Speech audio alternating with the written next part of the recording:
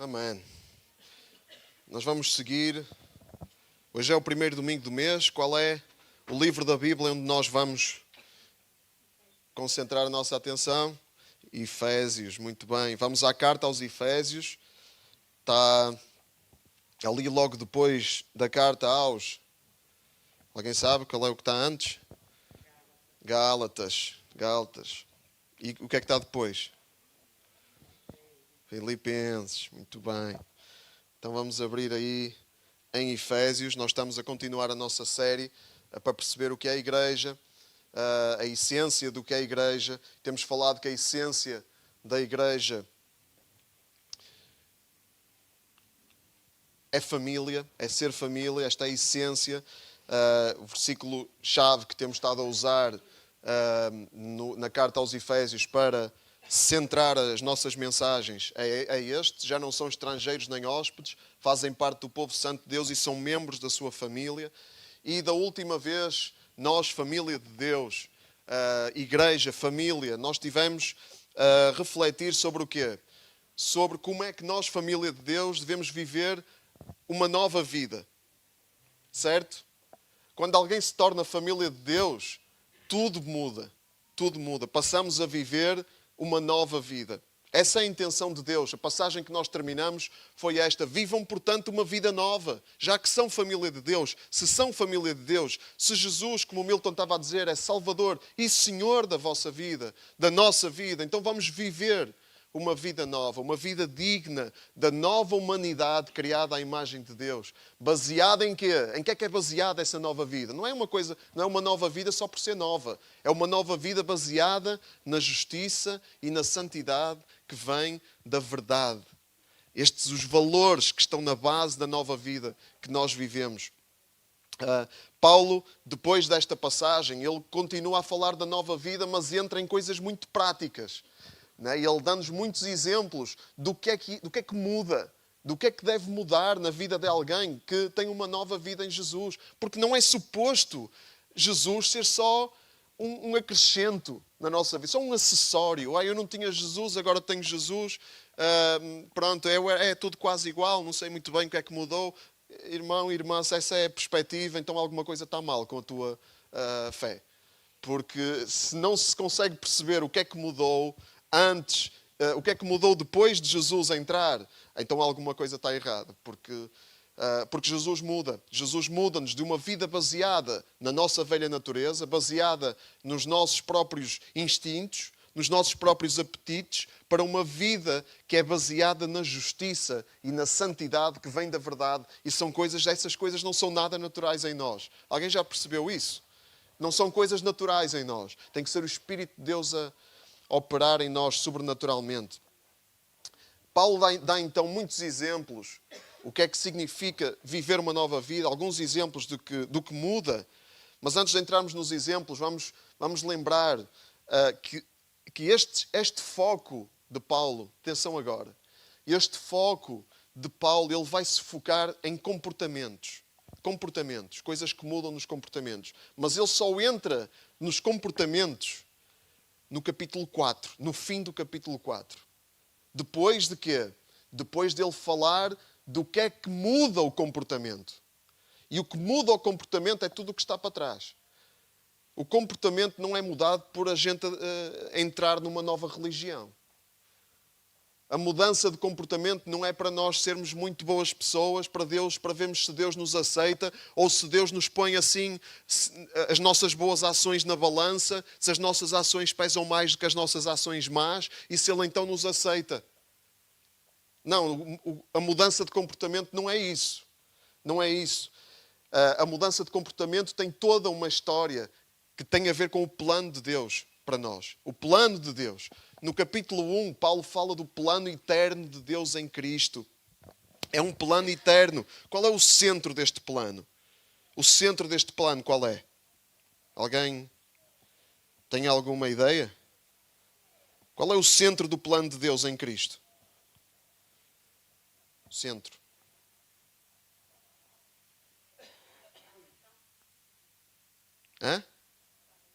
Salvação? E como é que essa salvação é conseguida? Através de Cristo. E o que é que Ele fez? na cruz. Morreu na cruz. Esse é o centro do plano de Deus em Cristo. Diz no versículo 7 do capítulo 1, pelo sacrifício da morte de Jesus, fomos libertados e recebemos o perdão dos pecados em virtude das riquezas da sua graça. Então foi essa a inauguração do reino de Deus na terra. Deus, o seu plano já vem desde a eternidade, obviamente, mas o centro do seu plano é a cruz. É a cruz. A cruz muda completamente a história. Muda completamente a história. É uma quebra, é um ponto de viragem na história. No capítulo 2, vemos que esse plano é para formar uma família. Esse plano inclui povos de todas as nações. Aqui no capítulo 2 fala da parede que foi derrubada. Havia uma parede entre os dois povos, judeus e não judeus. Essa parede foi derrubada para todos serem um só, em Jesus. É isso que Jesus veio fazer. Morrer na cruz para que, pelo perdão, muitos se reúnam, muitos se unam, muitos perdoados, muitos justificados, muitos tornados justos, que se unem num só, numa família, na família de Deus, que é a Igreja. E no capítulo 3, a oração de Paulo é para que todos conheçam esse amor de Deus, ainda que seja impossível de compreendê-lo. Paulo diz isso, ainda que não seja possível, ainda que seja algo que ultrapassa o nosso entendimento, mas que possamos compreender a grandeza, a largueza, a imensidão e a profundidade do amor de Cristo. Está no versículo 18 do capítulo 3. Sejam capazes de conhecer o amor de Cristo, ainda que ele ultrapasse qualquer possibilidade de conhecimento. Mas o Espírito de Deus revela-nos o amor de Cristo. E esta é a vida que Deus tem para nós. E no capítulo 4, é assim, agora é viver. É viver tudo isto. Mas é viver porque Deus cumpre o seu plano em nós. O nosso comportamento muda porque Deus cumpre o seu plano em nós. Nós não mudamos o nosso comportamento para sermos então incluídos no plano de Deus. Não, nós não mudamos o comportamento para depois Deus nos incluir. Nós mudamos o nosso comportamento porque Deus já nos incluiu, já fomos incluídos e então ao recebermos isso nós somos transformados. O nosso comportamento é transformado, é sobrenatural. Sobrenatural. Isto é algo que não acontece pelo esforço humano de mudança. E porque nós temos esse poder em nós, o poder de Deus em nós, porque Ele está a cumprir o seu plano em nós, nós vivemos uma vida nova. Vivemos uma vida nova. Uma vida nova em família. Em família. Isto é muito importante. Esta nova vida é para viver em família, como uma nova humanidade. Deus está a formar uma nova humanidade, uma humanidade nova. Deus quer fazer alguma coisa nova. E nós somos esse projeto. Nós somos esse projeto de Deus para sermos uma humanidade nova. Só que formar uma coisa nova a partir de cacos é complicado. Não é? É difícil. É um processo doloroso. Não é? Porque é preciso muito trabalhinho para nós sermos criaturas novas. Há muita coisa em nós que tem que mudar. Deus faz isso. Nós temos é que sofrer isso. Temos é que estar dispostos a sofrer isso. Porque mudar custa sempre. Não é? Quando nós vamos sofrer uma cirurgia, não é? O Milton há pouco tempo teve uma cirurgia, não se esqueçam de orar pelo Milton, pela recuperação. E a Liliana também. Não sei se a Liliana está aqui, não está. A Liliana também teve uma cirurgia. Quando vamos para uma cirurgia, nós dependemos de quem? De nós mesmos. Somos nós que vamos consertar aqui as coisas. É. Não, o que é que nós fazemos quando vamos para uma cirurgia? Deitamos-nos lá na caminha, adormecemos, quando é anestesia geral, e depois a coisa acontece. O que é que nós temos de fazer? Nós temos que sofrer. Porque há sofrimento aí. Há sofrimento. É horrível. Eu detesto cirurgias. Detesto entrar em hospitais, detesto anestesias, detesto acordar da anestesia, detesto o mal-estar. É mau, mas eu sei que tem que ser. E quando tem que ser, tem que ser. A gente tem que sofrer. Temos de estar dispostos a sofrer. Olha, com Deus é a mesma coisa. nós colocamos-nos nas mãos de Deus. Não somos nós que vamos lá consertar as coisas, não somos nós que vamos mudar as coisas, mas nós temos que estar dispostos a sofrer nas mãos do cirurgião. E ele vai nos consertar, mas nós vamos sofrer. Portanto, não te esqueças disso. O processo de Deus envolve sofrimento. Depois vem a parte boa, não é? Quando nós percebemos que fomos curados, fomos tratados, sentimos-nos melhor. Aquilo que estava mal em nós, passamos por um processo de sofrimento, mas ficou bem. E o que é que fazemos aí? Damos glória a Deus. Não é? Graças a Deus, eu estava mal e agora estou bem. É exatamente assim o processo de Deus. Ele faz a cirurgia, nós sofremos, mas depois é o que Paulo diz, vamos de glória em glória. Não é? Deus vai nos mudando, nós alcançamos glória, mas Deus tem mais mudança para fazer, Ele tem mais cirurgias para fazer em nós. E aí vamos para a próxima glória. E tudo isso é o caminho da cruz. Tudo isso é doloroso. Mas tudo isso é bom. Glória a Deus. Tudo isso é para nos transformar numa nova humanidade. E é tudo em família. Irmãos, é tudo em família. Isto é tudo em família. Sabem porque é que Deus é tão obcecado por família? Sabem? Porque Deus é família. Deus, Ele próprio, é família. Deus é relacionamento familiar. A Trindade, Pai, Filho e Espírito Santo, é isso. É família. É familiar. Deus não vê mais nada além de família, porque família é tudo o que Ele é. E quando nós distorcemos isso, nós estamos a insultar a própria natureza de Deus. Que Deus tenha misericórdia de nós. Porque quando nós nos esquecemos desta essência familiar, nós estamos a subverter, estamos a distorcer o plano bom de Deus que Ele tem para nós. E é assim que a igreja é suposto ser, a família. E como então é que nós passamos a viver? Agora que já temos o contexto, quais são alguns comportamentos que Paulo exemplifica aqui? Alguns comportamentos que mudam, que o cirurgião trabalha em nós e nós depois acordamos da anestesia e passamos pelo tempo de recuperação e depois percebemos que estamos diferentes. Eu estou diferente. Uma coisa que muda, por exemplo, mentira. Deixem-se de mentiras. Cada um diga a verdade ao seu semelhante, porque todos fazemos parte do mesmo corpo. Um membro do corpo a mentir ao outro. Já viram como isso é tão absurdo? Uma mão a mentir a outra mão, a enganar a outra mão. Que corpo é que vai funcionar assim?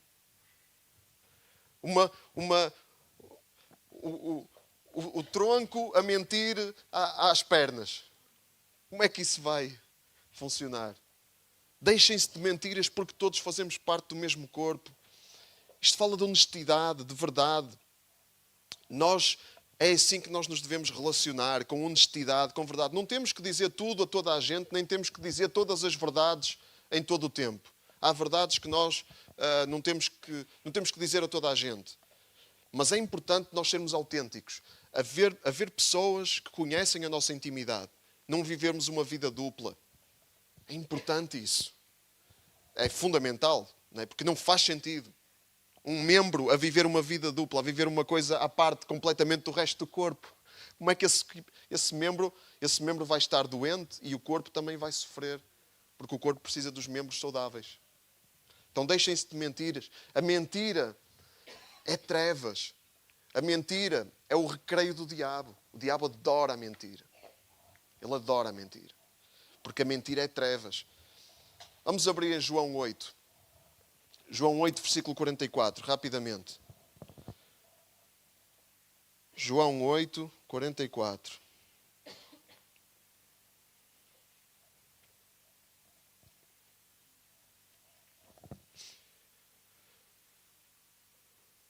João 8, 44.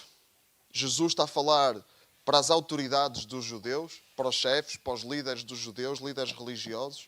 E ele está a dizer o quê? O vosso pai é o diabo. E o que vocês querem é fazer aquilo que lhe agrada.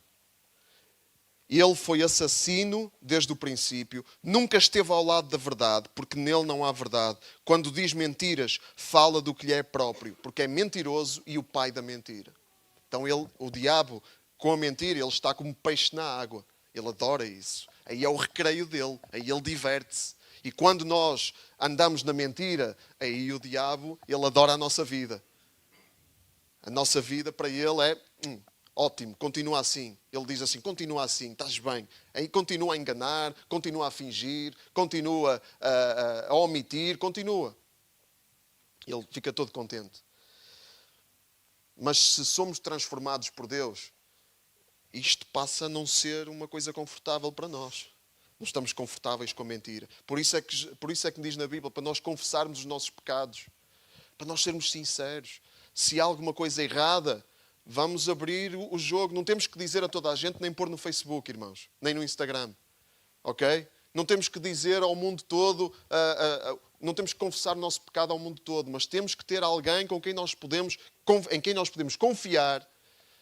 Líderes que Deus coloca na nossa vida, pessoas responsáveis, pessoas maduras, que nós possamos ser abertos e dizer, olha, eu tenho este problema, eu tenho esta dificuldade, eu preciso de confessar isto, eu fiz aquilo, eu sei que não está correto. Irmãos, é importantíssimo, fundamental nós confessarmos a Deus. Mas a Bíblia diz para nós confessarmos os nossos pecados uns aos outros. E acho que a Bíblia sabe o que diz. Porque Deus, Ele faz-se representar aqui na terra também pela sua igreja. E então é importante nós confessarmos, sermos sinceros. Outra coisa que o diabo adora e que abre portas para ele nos destruir e nos minar é a raiva descontrolada. Raiva descontrolada, irritação descontrolada. Versículo 26 e 27. Se porventura se irritarem contra alguém, estamos em Efésios 4, se porventura se irritarem contra alguém, não lhe façam mal. Não devem deixar que o sol se ponha sem terem dominado a vossa irritação. Não se deixem apanhar pelo diabo. Cá está ele outra vez. É outra coisa que o diabo adora, é impulsividade. Raiva que nos leva a agir sem pensar. Fomos magoados e a nossa primeira resposta é tu vais sentir também aquilo que eu estou a sentir. Eu vou-te dar o remédio que tu também me deste, que é para tu veres como é bom. A raiva descontrolada, a raiva que age por impulso, o instinto. E irmãos, todos nós sentimos raiva. Todos nós nos irritamos. Quem disser que não se irrita é mentiroso. Está a fazer aquilo que vimos no versículo anterior. Todos nós nos irritamos. A questão é o que é que nós fazemos com isso. Se isso nos vai alimentar, se nós vamos alimentar isso, se vamos deixar isso crescer, se vamos deixar a raiva transformar-se em ressentimento, ou se nós vamos lidar com isso. Não deixar que o sol se ponha sem terem dominado a vossa irritação.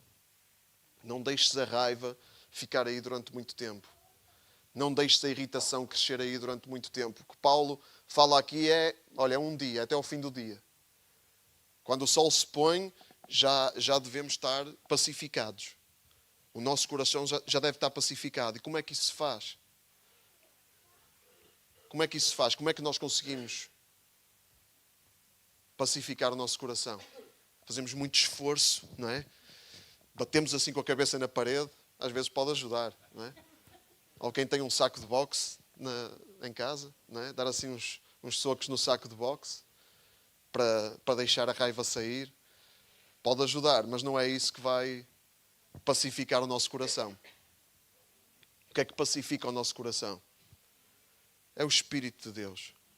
É a oração, a paz que excede todo o entendimento. Irmãos, às vezes temos muitos motivos para ficar irritados, para ficar com raiva. Há raiva legítima, que é legítimo sentir raiva. Olha, Deus ira-se. Deus ira-se. Vemos isso na Bíblia inúmeras vezes com o seu povo. Mas Deus nunca deixa a sua ira dominá-lo. Nunca deixa a sua ira tomar conta da sua natureza. Porque a natureza de Deus é amor. Deus é amor. Está escrito em 1 de João. Então Deus ira-se porque Ele vê coisas que são más. Ele vê o caos. Ele vê a destruição. vê a destruição da criação dele. E isso faz Deus irar-se. A Bíblia diz que nós estávamos debaixo da ira de Deus, porque nós estávamos em pecado, éramos escravos do pecado, estávamos a fazer a vontade do diabo. Estávamos dominados pelo diabo, pelos nossos instintos, pelos nossos apetites. Mas quando fomos transformados por Deus, o que é que acontece? Quando nós somos transformados, o que é que acontece? Nós passamos a estar debaixo do senhorio de Deus, da soberania de Deus. Amém? Debaixo da soberania de Deus. E Deus é amor, irmãos. Então nós não convivemos com, não deixamos a raiva transformar-se em ressentimento. Porque é isso que a raiva faz, é isso que acontece. Quando a raiva quando não é gerida, quando nós não lidamos com isso, quando nós não oramos e pedimos a Deus para nos pacificar, a raiva vai se transformando em ressentimento, vai se transformando em desejo de vingança. Vamos começando a maquinar como é que eu me vou vingar. Porque a raiva é isso que faz. Como é que eu vou retribuir aquilo que me fizeram? Diz-se aí o povo que a vingança é um prato que serve frio. Porque para a vingança ser servida é preciso muita maquinação. Uma vingança como deve ser é preciso maquinação. É preciso esquema. Como é que eu vou fazer? E, irmãos, enquanto isso, o ressentimento e a amargura estão-nos a destruir. Estamos a fazer o diabo feliz. Ele está super contente connosco. E é isso que o diabo quer, irmãos. O diabo quer exatamente isso. Porque a raiva não controlada gera inimizade. Gera divisão. Uma família onde as pessoas têm raiva, e nós sabemos, e porventura até temos exemplos disso na nossa própria família. Pessoas que a raiva dura anos, décadas, às vezes a vida toda. Que a raiva está ali. O ressentimento está ali. E essa família é o quê? É uma família feliz e saudável e unida? Não, é uma família desmembrada. É uma família destruída. E é isso que o diabo quer ver e é isso que ele quer fazer também aqui na igreja. Ele quer isso. Ele quer inimizades aqui entre nós. Ele quer divisão. Ele quer sentimentos de amargura de uns para com os outros, porque alguém me fez isto em 1834. É que às vezes nós temos essas lembranças, coisas que guardamos durante muito tempo. Olha, está na hora de deixar Deus pacificar o teu coração. Está na hora de deixarmos Deus pacificar os nossos corações, irmãos. Está na hora de deixar o Espírito de Deus entrar e largar. Se alguém nos fez mal, e às vezes fazem-nos muito mal, mas se alguém nos fez mal, vamos entregar isso a Deus. Ele sabe, vamos deixar Ele lidar. Se precisamos de tratar isso com alguém, vamos tratar. Porque a Bíblia também nos ensina a ir ter com um irmão que nos fez mal e lidar com as coisas. Também nos ensina isso. Mas para pacificar. Não é para criar guerras. Estávamos a ouvir isso no retiro de casais, não é? Que às vezes nós vamos lidar com as coisas, mas é com um coração de guerra. Com um coração guerreiro. E não, nós devemos lidar com as coisas com um coração de paz. Deixamos Deus pacificar-nos e depois vamos lidar com as coisas para obtermos a paz. Para criarmos a paz. Porque a Bíblia diz que bem-aventurados são os pacificadores. Aqueles que geram paz à sua volta. Esses são bem-aventurados. Bem-aventurados quer dizer felizes. E irmãos, infelizes são aqueles que geram inimizade. Muito infelizes. São infelizes eles e espalham infelicidade a toda a volta. Não nos vamos deixar apanhar pelo diabo, irmãos, como está aqui. Não nos vamos deixar apanhar pelo diabo, como está aqui no versículo 27. Ele quer nos apanhar. Mas nós temos que lhe resistir. Mas, aquele que roubava, deixe de roubar. Antes, trabalhe honestamente com as suas próprias mãos para ter com que socorrer até mesmo aqueles que não têm o suficiente. Quem roubava, trabalha honestamente para ter as coisas. Não é? Uma coisa óbvia, não é? Claro, não é? Devia ser óbvio, não é? Que ficar com coisas que não são nossas devia ser óbvio que isso é que isso não é de Deus e que isso não é compatível com quem vive uma nova vida. Mas há uma coisa aqui muito interessante. É que qual é o propósito de nós deixarmos de roubar e passarmos a trabalhar honestamente? Qual é o propósito? Primeiro, é para nosso benefício, não é? Quem rouba, irmãos, está sempre a olhar, está sempre em alerta, sempre em tensão, a ver quando é que vai ser apanhado. Isso é uma vida muito triste. Não há paz nisso. Mas não é só para isso. Qual é o outro propósito de deixar de roubar e trabalhar honestamente? É para benefício da família, é para benefício de todos. Quando nós trabalhamos e ganhamos honestamente o nosso dinheiro, nós somos beneficiados porque temos aquilo que precisamos, a nível material, mas também devemos ajudar os outros, não é só para nós. Irmãos, o que Cristo faz em nós, a nova vida que nós temos, nunca é só para nós. É para benefício de todos os que estão à nossa volta. E às vezes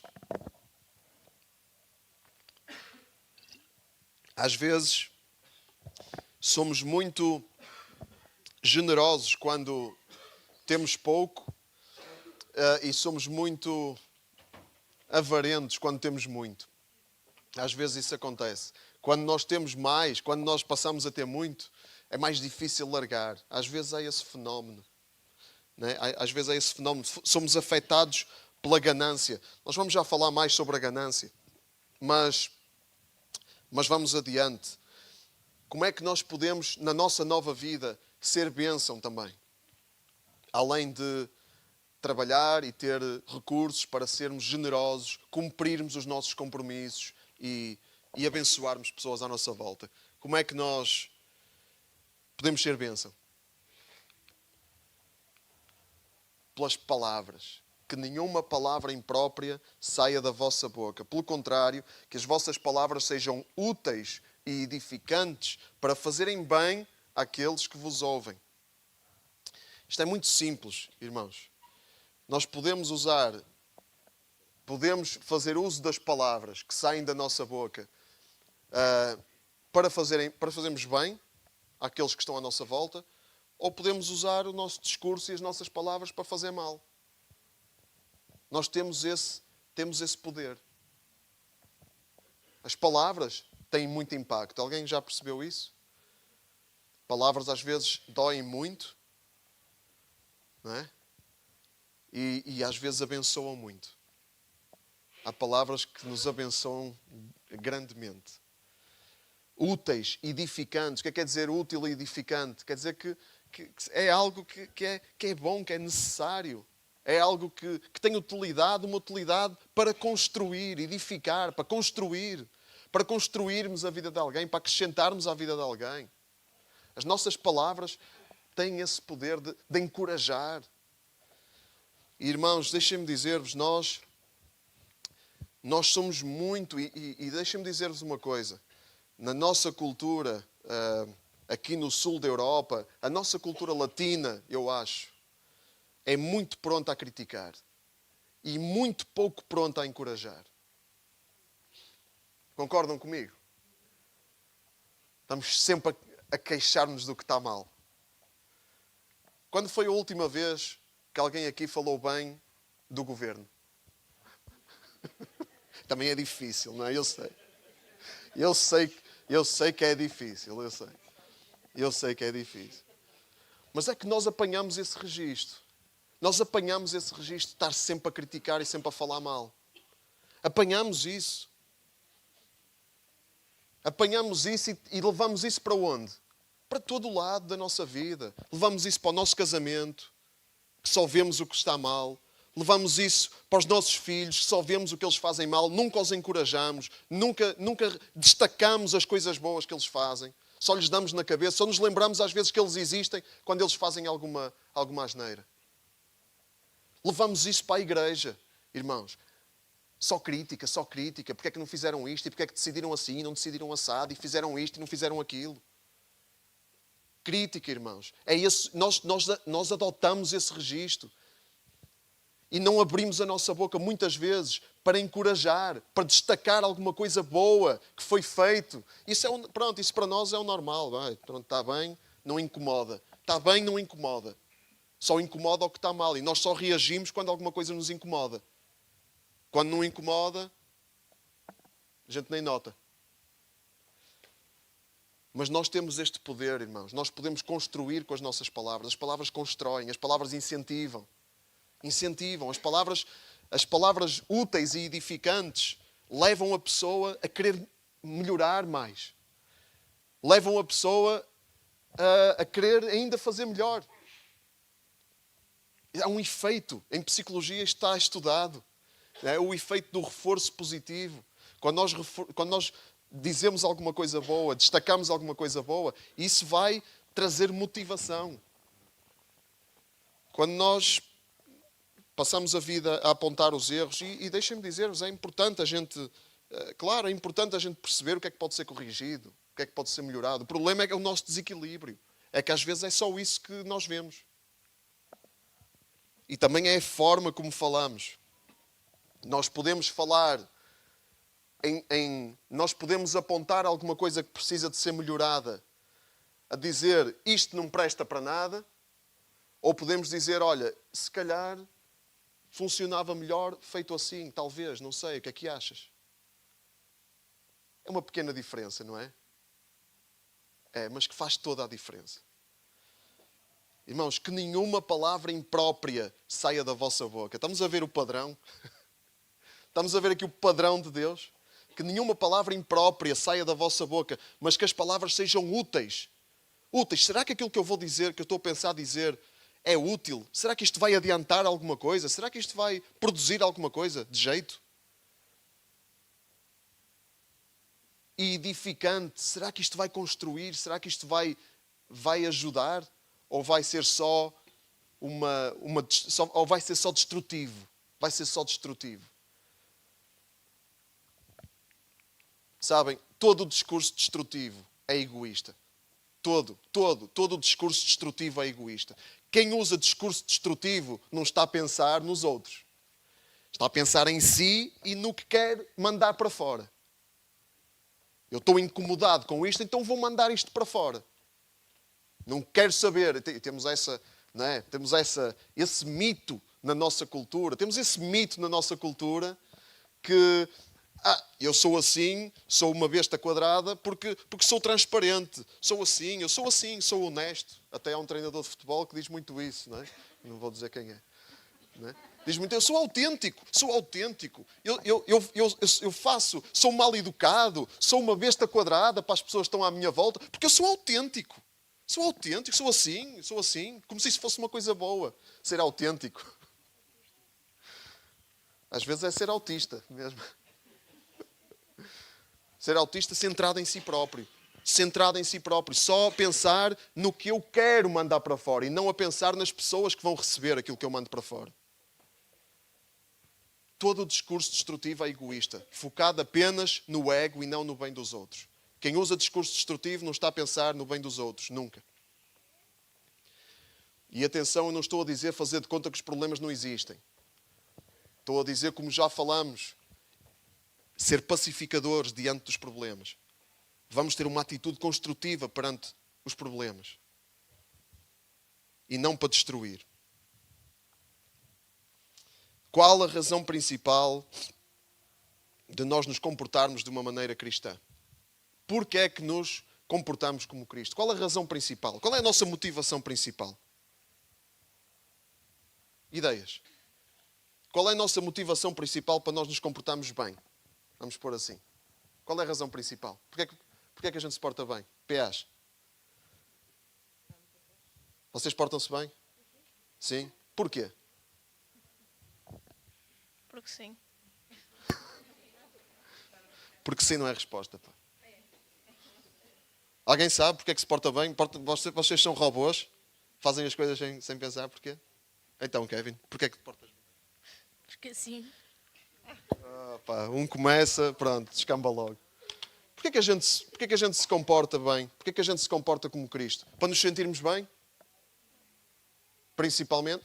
Também é para nos sentirmos bem. A gente quando se porta bem, sentimos-nos bem. Quando a gente se porta mal, já está à espera que venha ali o ralhete, né? E o castigo. Sentimos-nos bem, mas é essa a razão principal. Então, exatamente, irmão Manel, já estás aí para o próximo versículo, é isso mesmo. Não é? É muito importante nós sentirmos-nos bem, não é? E quando nós fazemos a vontade de Deus e o nosso comportamento reflete Cristo, nós somos abençoados, sentimos aquela paz, que estamos na vontade de Deus. É muito importante os outros também, os outros à nossa volta, não é? Nós portamos-nos bem para quê? Para fazer bem aos outros, para abençoar os outros. Isso é muito importante, mas a razão principal é não entristecer o Espírito Santo de Deus. Ele é o sinal com que Deus vos marcou para o dia da libertação. O Espírito Santo entristece. O Espírito Santo de Deus entristece-se.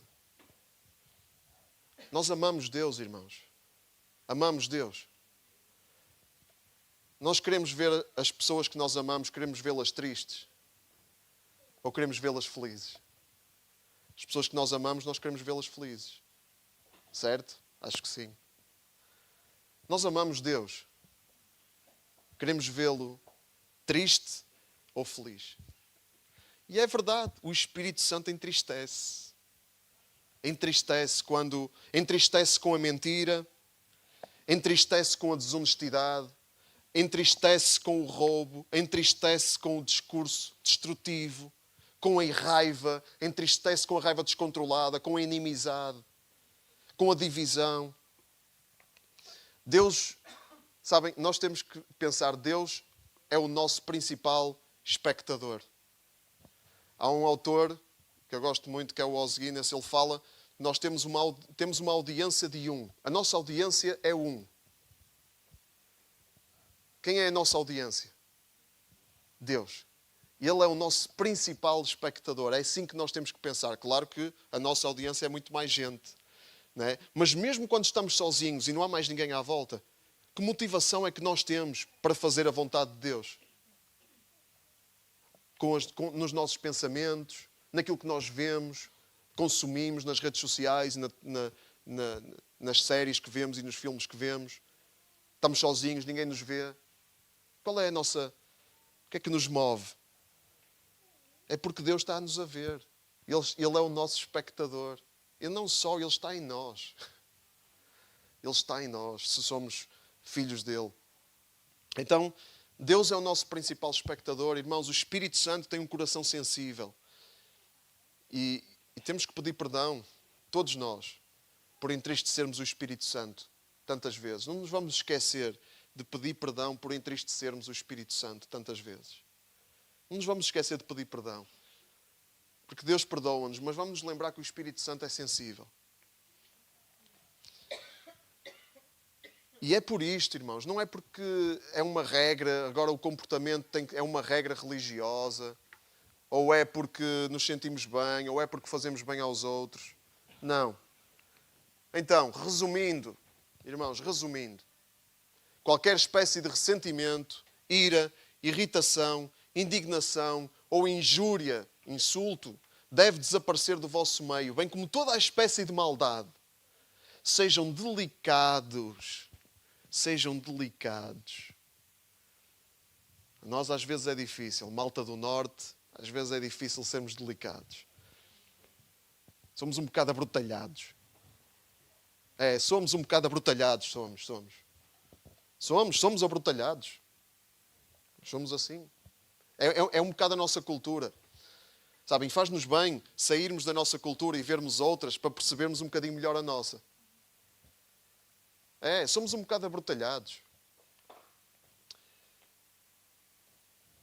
E isso, irmãos, não é a atitude, não é o comportamento de um cristão. De alguém que foi transformado por Deus, de alguém que tem o Espírito Santo de Deus. Um cristão é delicado, é prestável. É prestável, não anda de obriga.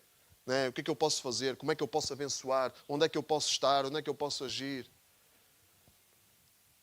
E quando isso não acontecer, irmãos, quando isso não acontecer, quando alguém for abrutalhado contigo, perdoa.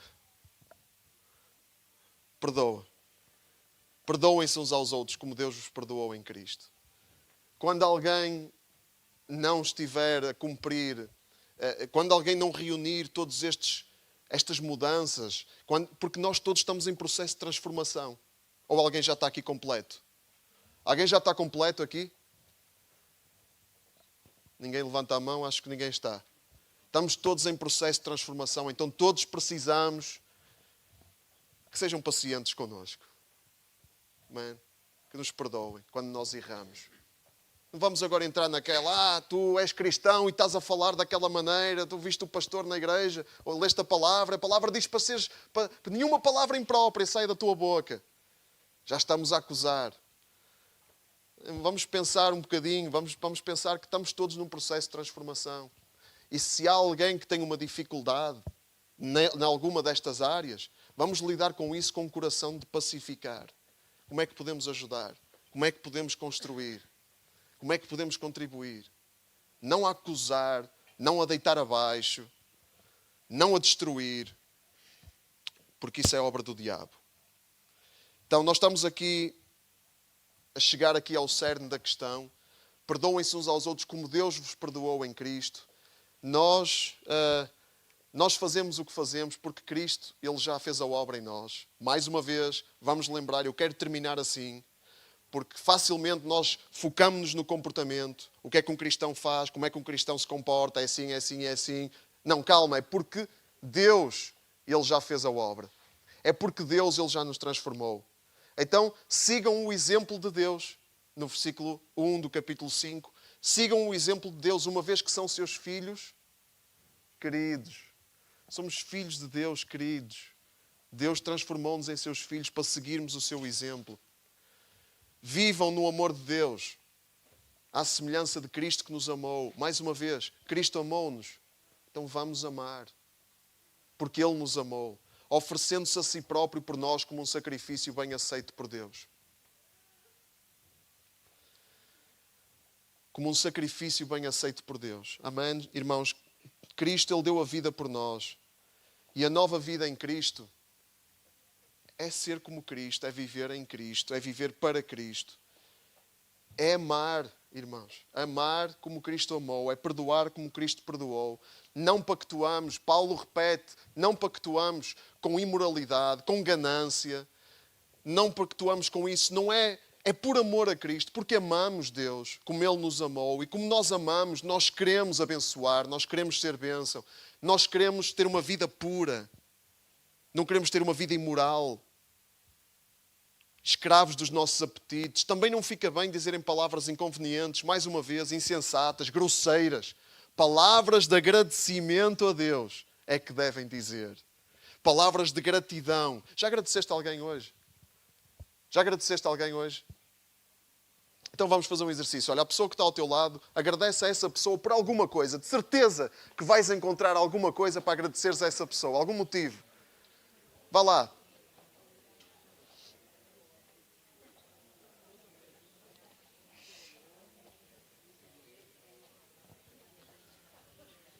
Certeza que há. Sara, obrigado. Vocês uma bênção para nós.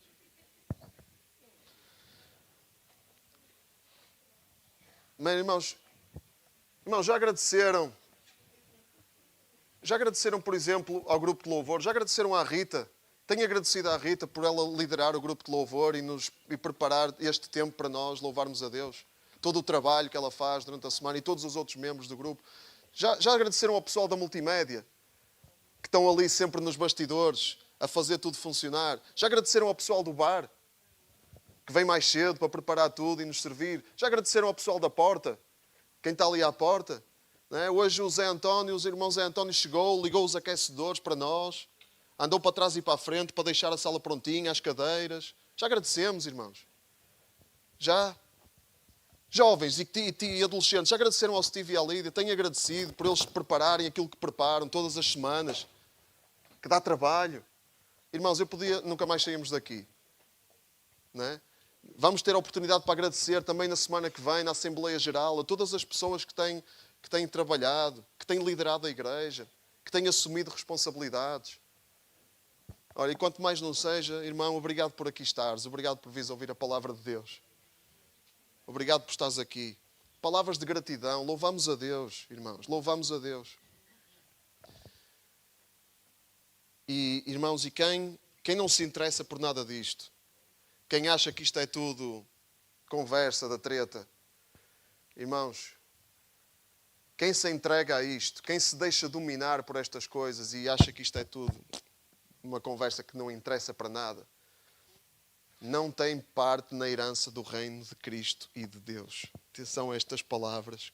É assim que Paulo termina esta parte. Paulo termina com realismo, com realidade. Um filho de Deus vive assim. E quando um filho de Deus tem dificuldades, mas um filho de Deus almeja, anseia por viver uma vida assim todos os dias. Um filho de Deus nunca se conforma com aquelas coisas que nós falamos, com a raiva, com a mentira, com a desonestidade, com as palavras grosseiras. Um filho de Deus está sempre a querer conformar-se com o coração do Pai. E quando não é esse o nosso anseio, quando não é esse o nosso desejo do nosso coração, irmãos, nós temos mesmo que analisar a nossa vida. E temos mesmo que nos arrependermos. Arrependimento. O arrependimento é mudança de vida. Quando alguém se arrepende, não é só sentir remorso. Ai, tenho tanta pena do que eu fiz. Não, arrependimento é para mudar de vida. É para mudar de direção. Vamos ficar de pé.